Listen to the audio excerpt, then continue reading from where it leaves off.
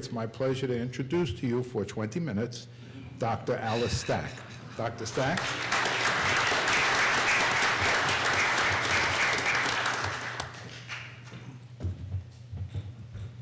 Thank you, Mr. Ferraldo. President, Chairperson and Directors, I'd like to thank you all for giving me the opportunity to speak to you for 20 minutes exactly here today on exercise-induced pulmonary hemorrhage and the use of furosemide in our treatment of this condition.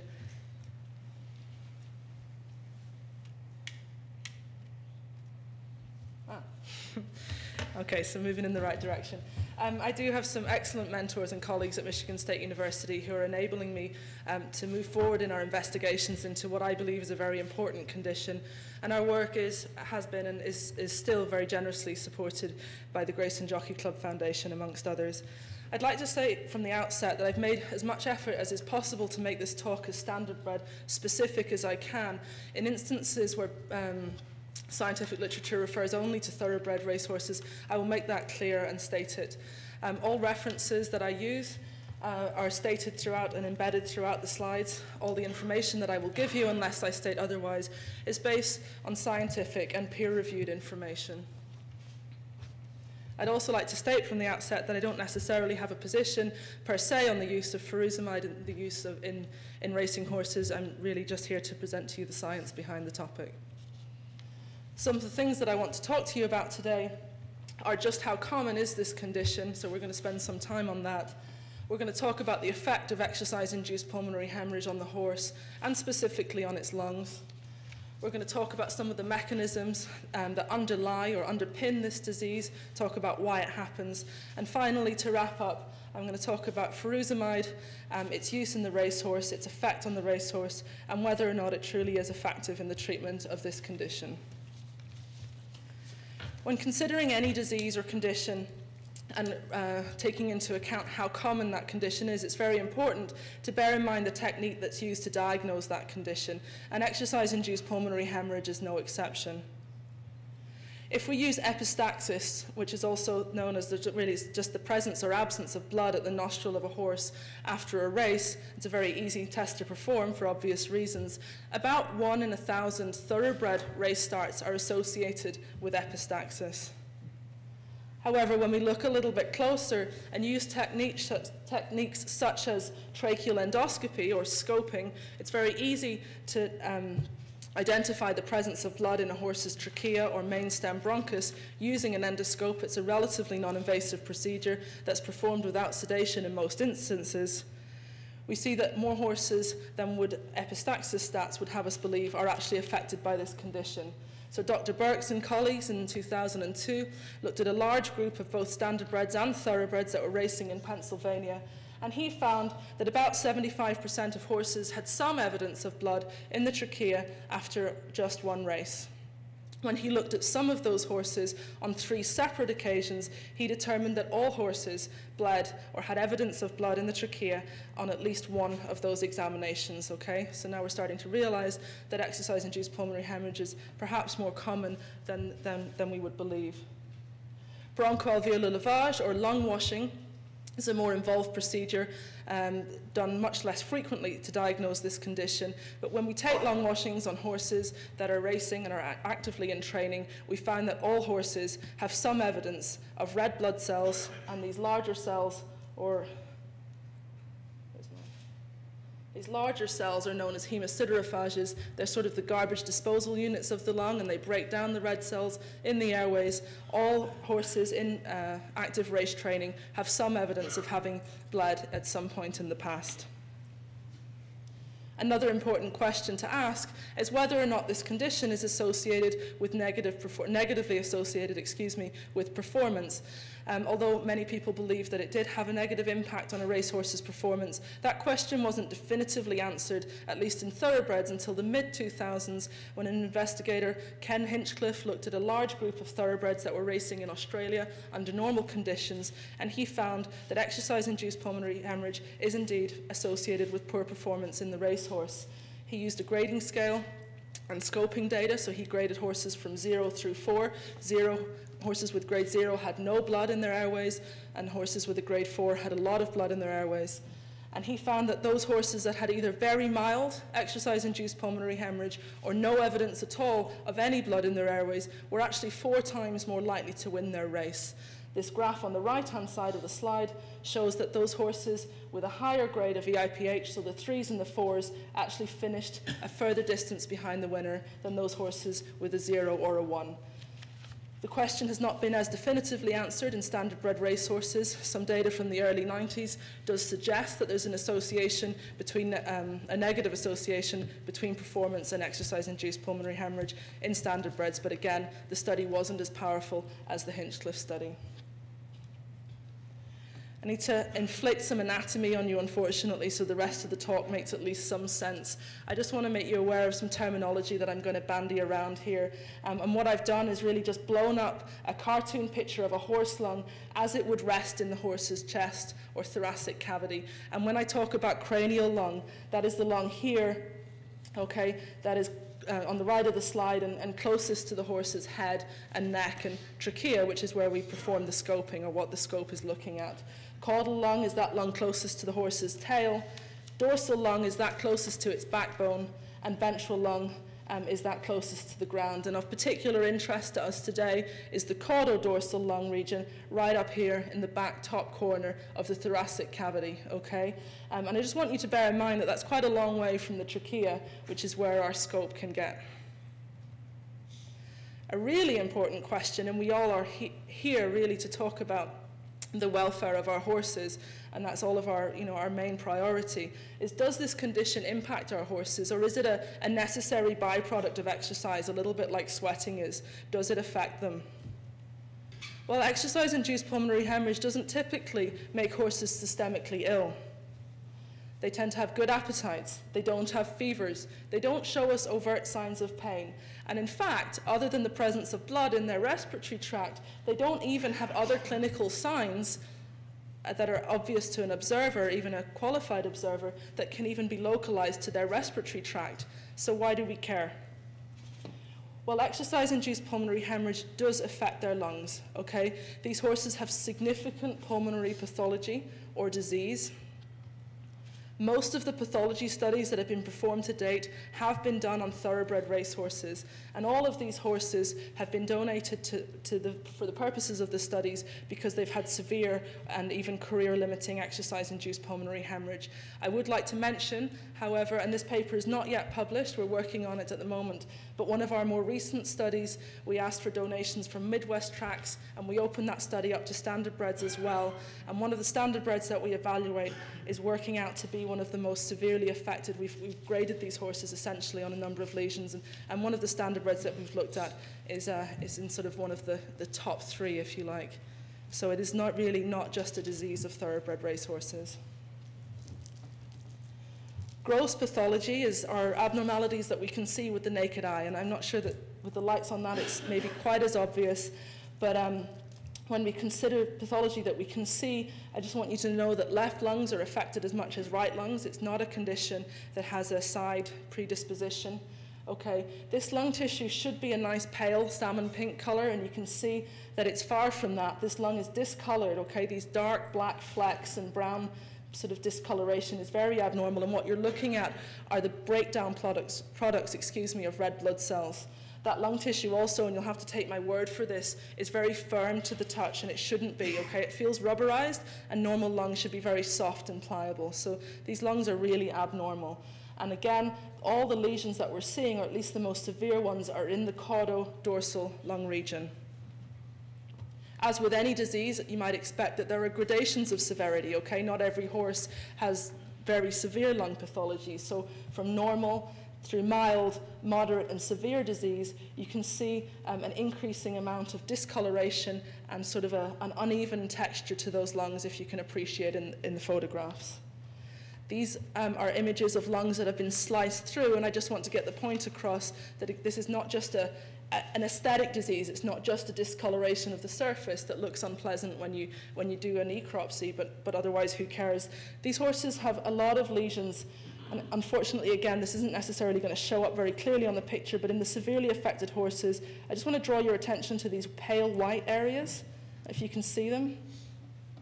Okay, these are areas of scarring or fibrosis, and this is an effect of exercise-induced pulmonary hemorrhage. These horses' lungs are truly scarred and full of extra collagen. When we look under a microscope, this is some idea of what that scarring actually looks like. So the top left panel is taken, this is lung tissue of a normal horse. You see a lot of white, which is a good thing when we're looking at lung tissues, because white is where the air spaces are. But if you compare the slide on the left to this guy on the right, you can see there's a lot more pink tissue, okay? The lung surface has become dramatically thickened up here. It's probably 4 times thicker. And there's a lot more scarring throughout the lung. And that is a horse that is severely affected with the IPH. The blue color down here, blue is the blue is picking up basically red blood cells that are being broken down. So in this slide, all you need to know is that blue is blood, and you can just see how much old, degrading blood there is in the lung of an EIPH-affected animal. In the interest of time, I'm going to move on through the venous aspect of this condition. Just a side note, we are finding that the pulmonary veins in particular of these horses are scarred in a very unique and specific way, and that's sort of where we're taking our research at the moment. And again, this is some more vein scarring. But what I really want you to be able to take away from our discussion on the pathology of this condition is that despite there being no overt or obvious signs of disease in horses that have exercise-induced pulmonary hemorrhage, there are significant changes in their lung. So they have this deposition of the old blood, some scarring of blood vessels, and scarring of the lung in general. Okay? And it's the caudal regions, again, of both lungs that are affected. Now we need to move on briefly and talk about why horses bleed. I've already said it's not just a byproduct of exercise like sweating. But it's really important to know that horses are essentially unmatched in the mammalian world in terms of their athletic prowess. They're just incredible athletes by virtue of being prey creatures, and then coupled with our ability to breed them for athletic excellence over the years. This is what we've got. So if we compare some of these figures, I drew up this table just so that you compare the horse that's out grazing in the field to a horse that's racing. I just want you to note that their resting heart rates will go from about 40 beats per minute to well over 200 beats a minute when they're racing, okay? And their cardiac output, and all that means is how much blood can their heart pump out in 1 minute. It goes from about 8 gallons in a minute all the way up to 80 gallons a minute. So if you can sort of wrap your head around that sort of a volume, it's quite impressive. By all accounts, it's a 10-fold increase. And their blood pressures, both in the body and in their lungs, increase dramatically as well. More anatomy, and I'm really sorry to have to do this to you, but really the rest of it will make even less sense. So I just want everyone to remember that when we're talking about blood vessels, large arteries always drain into smaller arteries, ultimately into capillaries, which are the smallest, most fragile parts of the blood vessel system. Those capillaries in turn drain into veins, and veins always take blood back to the heart, and that's the rule no matter what you're talking about, okay? The heart itself is divided into 2 sides, okay? And one side of the heart is pumping oxygenated blood and distributing it all over the bodies to all the organs and muscles that need it. And muscles in the exercising horse are a huge draw for that oxygenated blood. The other side of the heart, at the same time, is pumping just as much blood into the lungs and only into the lungs, okay? So the lungs are a pretty unique organ in that respect. You know, the kidneys and the muscles, they all get a division. The lungs get everything in one go. And the reason they can do that is because they're just chock full of blood vessels. They're essentially a big ball of blood vessels. These images are casts, actually, of human lungs, but horse lungs, take my word for it, are absolutely no different. The white structures are airways, and these little blue and red structures you can see down here accompany the airways all the way out to the smallest little air sacs. So every airway and air sac has a number of tiny blood vessels, in this case the capillaries associated with it. Talked about those capillaries being very small. Well, just how small are they? The capillary wall, believe it or not, is only 3/10,000ths of a millimeter thick, and that's just minuscule. This is a very high-powered magnification of a capillary cut-in cross-section. And see these little guys here? These are actually red blood corpuscles. These are red blood cells. So the capillary wall is many, many, many times thinner than even one single red blood cell. Okay, these are tiny. And these capillaries are exposed to extremely high blood pressures when horses are racing. We need to put some figures on those pressures so that they become meaningful, okay? Again, this is a pretty simplified, broken down schematic, but this is the horse, obviously, and if you blow up, again, his lung, and bearing in mind that a big artery takes blood from his heart to his lung, where that divides up into all of these tiny capillaries that we're interested in, and then ultimately the blood is drained back into veins and comes back to the other side of the heart. This data was performed in thoroughbred racehorses, but similar inferences can be made for standardbred racehorses based on their amount of exertion and effort at intense exercise. Okay, so what we've got here are two groups of horses, those that did not have EIPH and those that did, and you'll appreciate that there's no difference between the groups, okay? So all horses experience these pressures. It's not a case that horses that bleed have higher pressures than those that don't. This is global, okay? And they looked at these horses on a treadmill at 3 different speeds, if you like. If rest is a speed, this is rest in the white, 8 meters per second in the hatch bar, and the black bar is 14.5 meters per second. And on the left is their mean pulmonary artery pressure. So we go from just over 30 millimeters of mercury at rest all the way up to almost 100 millimeters of mercury when they're exercising at their maximum speed. Okay, so that's a 3-fold increase right there. We put that on our diagram. Oops, and I can't go backwards. So I can't. Is it? There we go. Okay, so that's where that figure comes into play here. So the right heart is sending blood to the lung at a pressure of almost 100 millimeters of mercury. Mean pulmonary artery wedge pressure is another way of saying pulmonary venous pressure. Same speeds, same horses, and now we've gone from just over 20 millimeters of mercury at rest to a little less than 80 millimeters of mercury when they're running their fastest. Putting that on our diagram again. So blood is returning to the heart from the lungs at a pressure of about 70 millimeters of mercury. When you know the pressure in and the pressure out, you can work out the pressure in the middle, which is where our capillaries are, and that pressure is well over 80 millimeters of mercury. Okay, so why does that matter? Well, in 1993, John West and colleagues did some, again, really high-powered scanning of horses, the lungs of horses that had been diagnosed with EIPH, and he found that it was the capillaries that were rupturing, and this isn't a great surprise, okay? They're the weakest link, they're the thinnest wall structure in there, so of course they'd be the ones to go.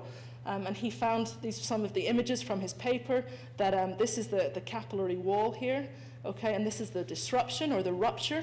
And these red blood cells that are actually colored black in this image are escaping out of the capillary into the blood, into the lung tissue and into the airways. And when they get to the airways, that's why we can ultimately see them on our scoping or even at the nostril if the blood can get that far or if there's enough blood to get that far, okay? And a colleague of his, a few years later, determined that you needed pressures of at least 75 millimeters of mercury to cause disruption to these capillaries. And if you bear back, if you just jump back one slide and remember that we decided those capillaries were seeing pressures in the order of 80 plus millimeters of mercury, all the pieces are starting to fit together a little bit. We're breaching the threshold of those capillary strength, okay? Where they're being exposed to pressures beyond which that they can withstand.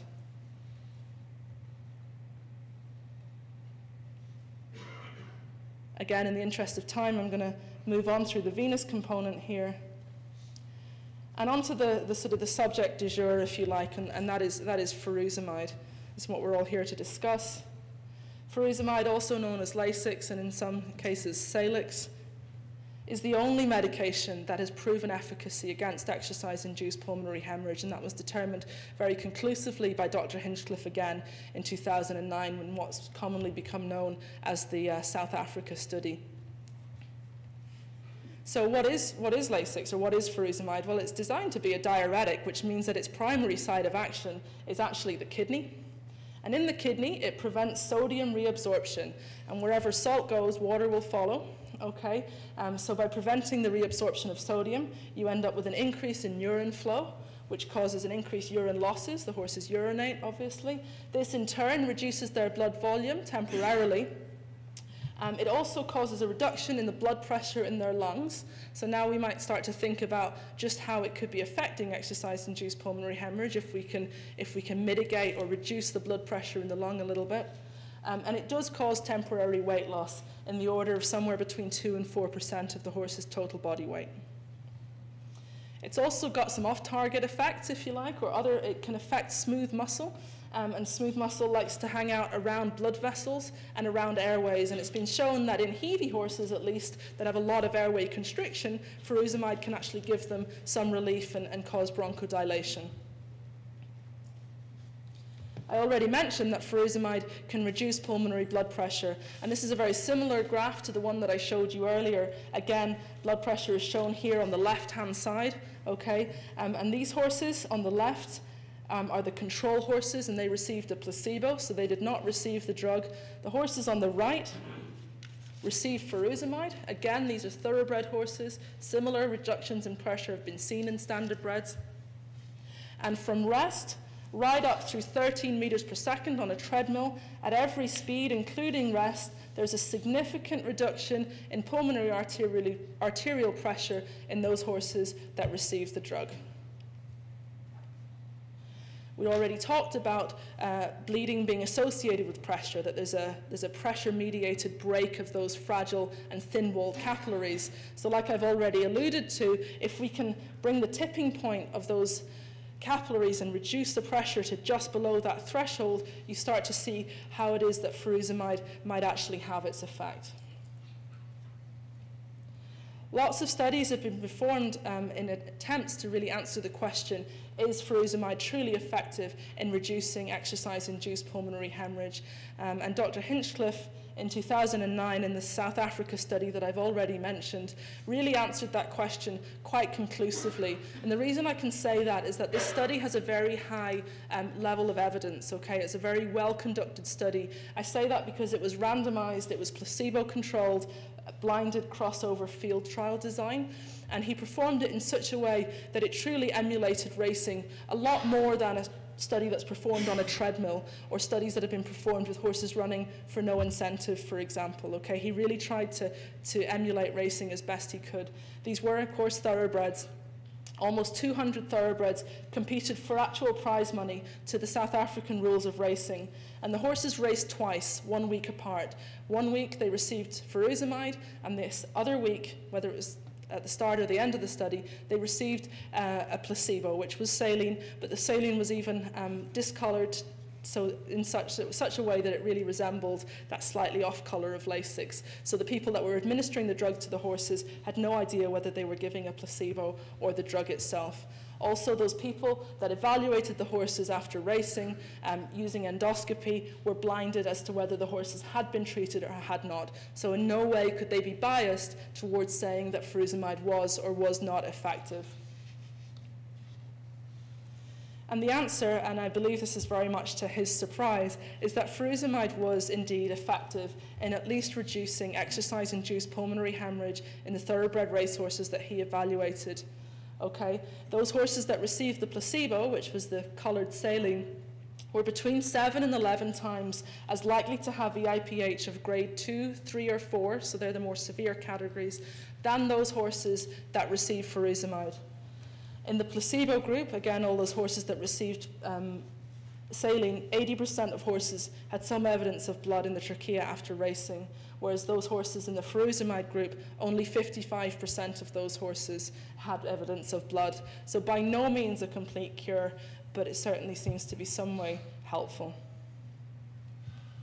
Final question that we need to address is whether or not furosemide is a quote-unquote performance enhancer. Well, can we say that it's associated with improved performance in racehorses? And the answer to that question is also yes.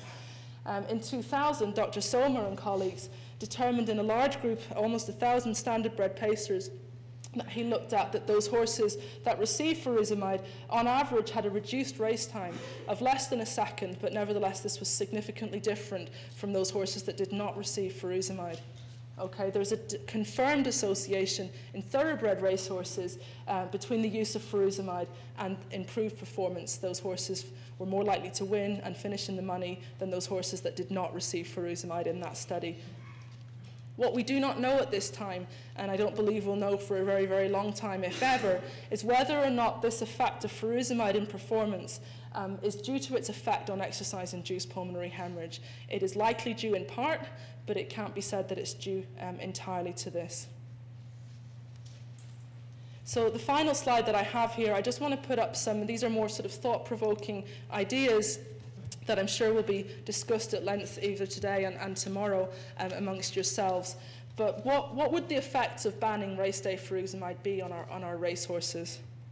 It's known that exercise-induced pulmonary hemorrhage, both incidence and severity, increases with age, which is truly a proxy for time in training. And this point is probably especially relevant for standardbred racehorses that typically have longer careers than the average thoroughbred racehorse, okay? We know that vascular pressures, and we now know that they're pretty key in all of this, these pressures increase with exercise, and that exercise could be racing or training, okay? So every time we push a horse, we push their pressures up and expose their lungs to pressures that may or may not cause them to bleed. It could also be argued, and this is not proven nor is it known, but it's quite likely that race day conditions when horses are truly being pushed maximally, that those conditions are when their pressures are going to be highest, and that those conditions would be most conducive to bleeding. It's quite probable that if furosemide was removed from racetracks, those horses that have a true propensity to bleed would be more likely to suffer more bleeds, and perhaps bleeds of a more severe nature. But we don't know at this time is whether a medication ban would affect in a negative way the rate of disease progression in horses. So we don't know if furosemide is actually reducing the pathology or the rate of development of pathology in these lungs. That information just isn't there at this time. My pleasure to introduce to you Dr. Baldwin.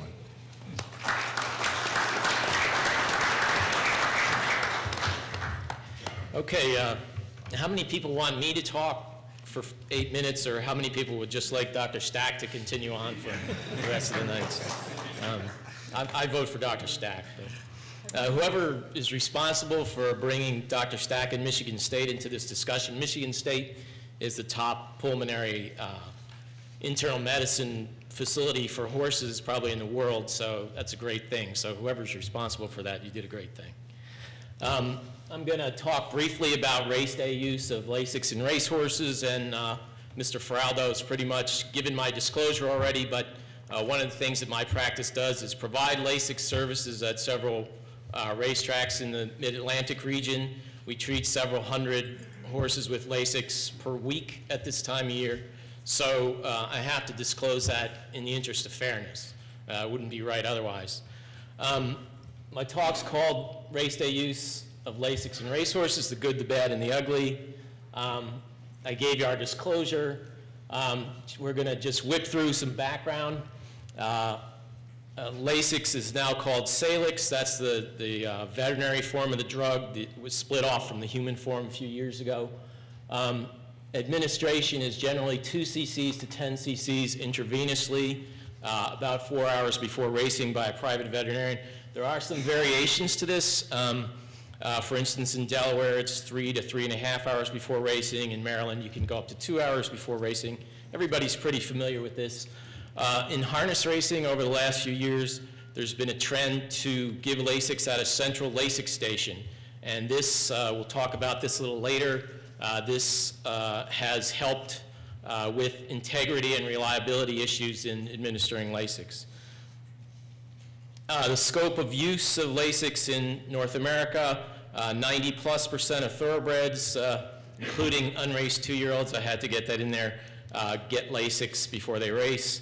It's somewhere in the neighborhood of 400,000 plus doses in thoroughbreds per year. I don't have standardbred figures on that. The trend is towards 75% of racing standardbreds to use it. In some states, it's around 50%. In others, such as Delaware Harness, it's already in excess of 80%. So there is, unlike thoroughbreds, there is quite a bit of variation in standardbreds. The cost in harness, interestingly, the two extremes of cost are both in harness racing. The cost in the cheapest is Delaware Harness, one of the places we work. It's $10 a dose. The most expensive is at Ontario Harness, where it's $65 per dose. Believe it or not, Ontario thoroughbreds, it's only $49. But, and that's a little misleading because in Ontario, it's wrapped into a contractor program where the Lasix program actually pays for most of the forensic drug testing of racehorses, so it's kind of a unique program. So that's a little bit misleading. And in your handout, I added on, standardbreds get a lot more Lasix than thoroughbreds because they race and train a lot more frequently than thoroughbreds. So when we've entered into discussions this year about possible negative health effects of Lasix on racehorses, mainly presented by the thoroughbred people, we can say, you know, we're not noticing that in standardbreds, although we get a lot more Lasix and race a lot longer than thoroughbreds. That's just something that came up during the course of some of the national discussions this year.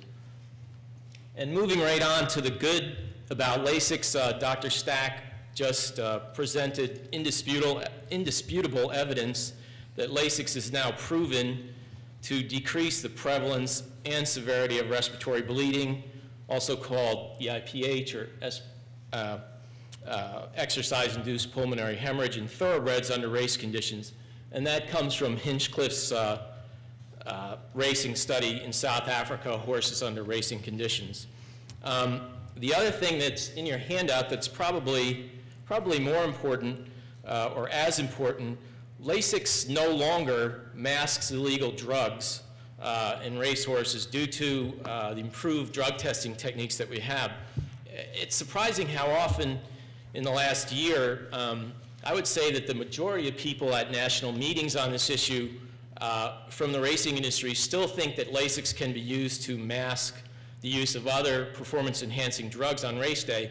And the labs, without exception, are telling us that that's no longer possible because of better drug testing techniques. The bad about Lasix, there is a possible, in your handout it says likely, it should say possible performance-enhancing effect due to weight loss for urination.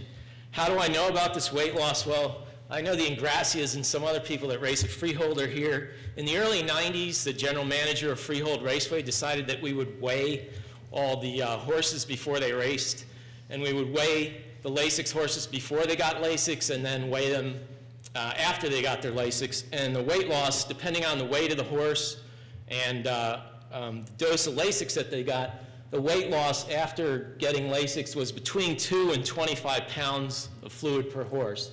We did have the standardbred that was at the high end in the 20 to 25 range was about a 1,400-pound standardbred by the name of President Tyler. He wasn't very fast, but he was big, and he lost in the neighborhood of 20 to 25 pounds of fluid every time that he got Lasix. Some of the other bad things, there's a lot, in my opinion, there's some needless use of Lasix because everybody else is using it, particularly in the thoroughbred business. And the biggest issue that's come up, the reason that's given by most of the thoroughbred people for possibly barring Lasix is that there's a race day treatment of horses with Lasix by private veterinarians is seen as an integrity problem. It's not unusual, particularly some thoroughbred veterinarians. When they go into the stall, there's no central Lasix station. The veterinarians travel to the horse's stall in their barn on the racetrack or to the ship-in barn.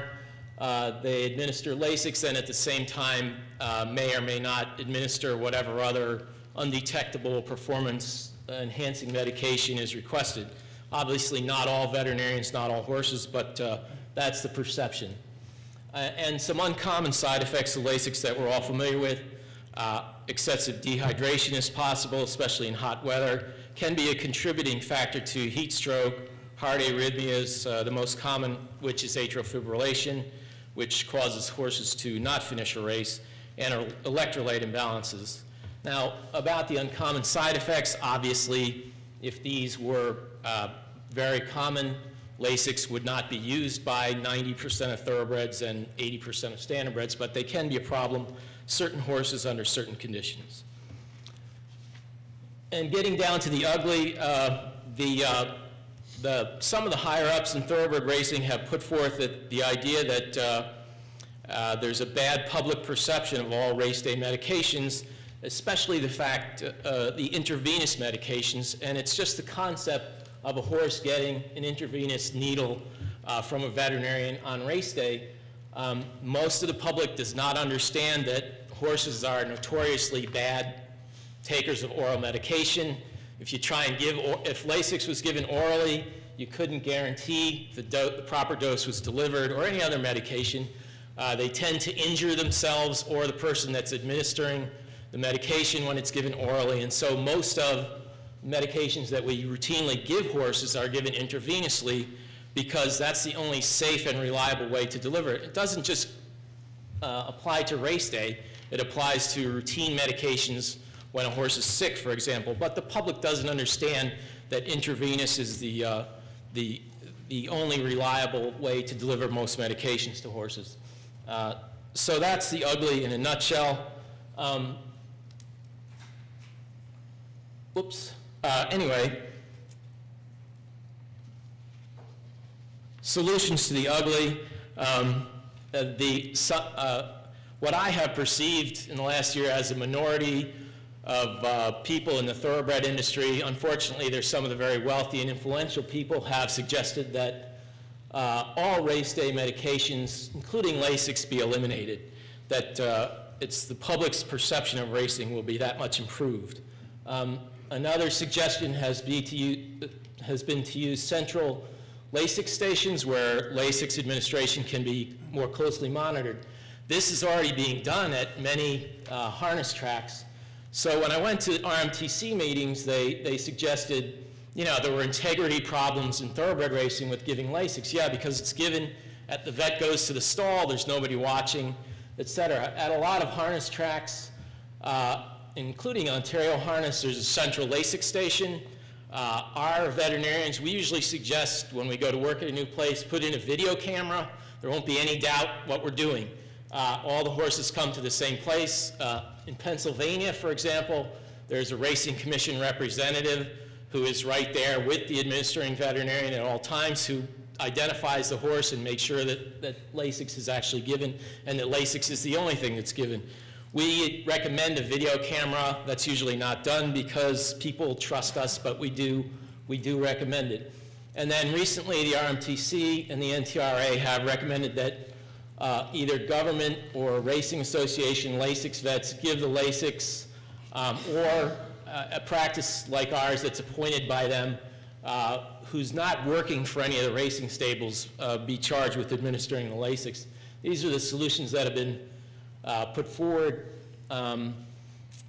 Interesting, I was talking to some of the boys before the meeting, and at the Belmont medication meeting on race day medications, a funny story, there was a presentation from the Irish Turf Club. No offense against Dr. Stack, but there's a presentation from the Irish Turf Club about thoroughbred racing in Ireland. There was also a presentation from England and a great one from Hong Kong, where the racetracks are essentially a military compound where every cc of everything is accounted for, and vets and their medications are checked in and out by security, which, you know, at some racetracks might not be a bad idea, but a lot of them don't need it. But there was a presentation from the Irish Turf Club, and they presented the fact that there are 26 racetracks in Ireland, evidently. They race a total between the 26 of 260 days per year.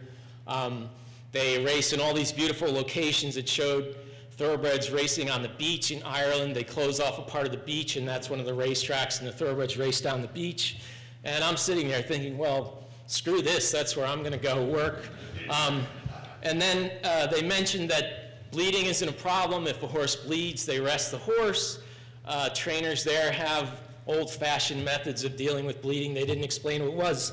And then at the end of the presentation, the man from the Irish Turf Club happened to mention that the average number of starts for thoroughbreds in Ireland is 3.8 starts per year. That was the European model that he was talking about, and I couldn't help but think afterwards, a friend of mine, Ray Schnitger, who's here, I think his horses start an average of 3.8 starts per month, so we're not really dealing with the same business here. I didn't add anything about adjunct medications, mainly Amicar, the other bleeder medications that are permitted in North America. The RMTC and the NTRA Thoroughbred group have recommended that they all be abolished as soon as possible. The only state that's taken action to do that so far is Delaware Thoroughbred. Eliminated Amicar use about a month ago. And a couple of other states that I'm familiar with, there's been a lot of discussion. In Maryland, they were about to vote on eliminating adjunct medications, and it's been tabled 2 months in a row. Some testimony was presented to the Maryland Racing Commission that if adjunct medications are outlawed, sort of to the effect that if adjunct medications are outlawed, then only outlaws will have adjunct medications. So they've tabled their vote on eliminating adjunct bleeder medications.